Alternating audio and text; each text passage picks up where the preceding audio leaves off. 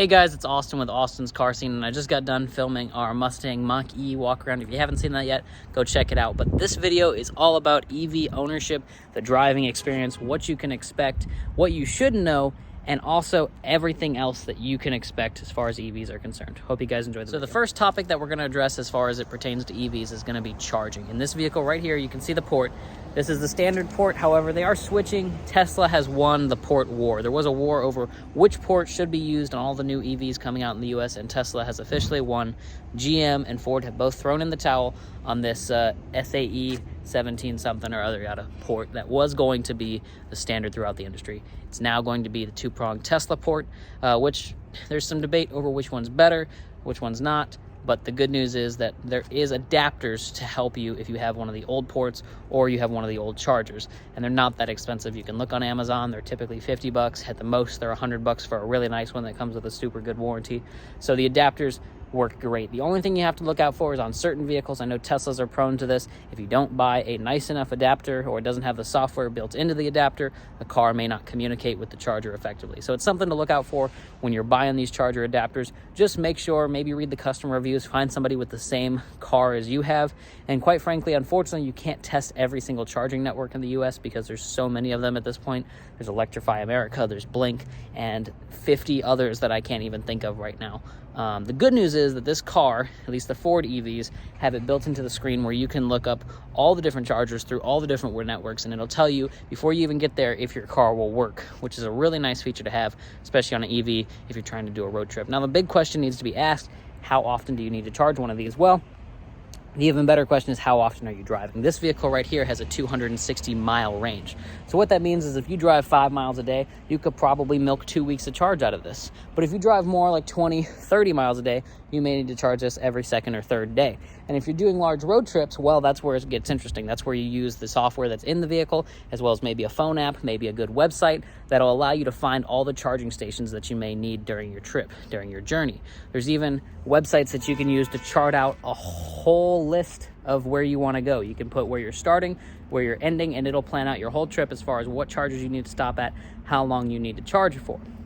So when it comes to charging, most of these EVs, this one included, come with a 120-volt house plug where you can plug into a regular house plug. You'll typically get 4 to 10 miles of range per hour of charging. So that's 4 to 10 miles every hour that you charge. You can also go up to a 240, which if you're not familiar is a 30-amp plug. That's what RVs, big electric dryers will use, and that will charge this vehicle between 30 and 50 miles per hour. So what that means is every hour of charging, you'll get 30 to 50 miles.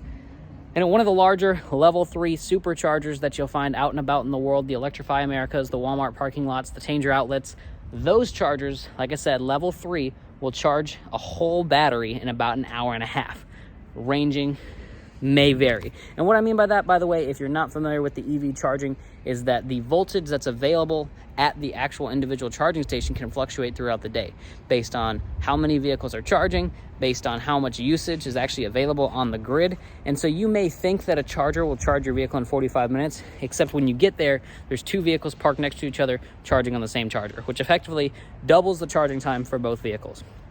So instead of your 45 minutes, it's now an hour and a half. This is one of the unfortunate downsides that you're going to have to take into consideration when you're considering an EV like this Mach-E or like our Lightning right over there. And if you haven't seen the Lightning video, feel free to check it out. Here's a little clip right up here at the top for you guys to be able to see that video. So we talked about charging both at home. You can also charge at work if your work provides such a thing. And then you can also charge out on the road using different third-party methods. But what happens with a breakdown on one of these vehicles? Well, a lot of people have been keeping charging packs, such as this one, right on their vehicle, or right in their vehicle. That way they can charge it up, make sure everything's good with the vehicle, and make sure that, honestly, the charging packs don't carry that much mileage. There's probably 10 or 15 miles inside one of these charging packs because of how much energy these vehicles require to run. However, that 10 or 15 miles will probably get you to at least a 120 plug, if not a 240, if not a level 3 charger. So keeping that battery pack in your vehicle, keeping it charged up may be something that works for you if you're somebody who does have crazy range anxiety or does drive crazy amounts of mileage with your EV. Now, what are some of the reasons you would want to own a EV? I'm sure by now you've said, oh man, we've gone through all the charging. And it sounds like charging can be a nightmare depending on where you're trying to charge, how quickly you're trying to charge, and how quickly you're trying to get somewhere. So road trips are a difficult debate, and that's where the manufacturers of these EVs have trained us as sales individuals to let you guys know that the entire year you're not having fuel costs. Think about it. Most people will do 1 or 2 road trips / large vacations a year. So what that means for you is that the 6 to 12 months that you're not spending any fuel cost, you can actually take that money, rent a nice big gasoline-powered ICE vehicle that you may need to be able to go on a long road trip or see whatever you need to see. So naturally, it begs the question, what is maintenance cost like on one of these EVs? Well, these EVs don't have any added maintenance cost to a regular gas car. You don't have an oil change. You don't have to worry about changing out your transmission fluid. You don't have to worry about coolant. The only things that you have to worry about are your tires and your friction brakes.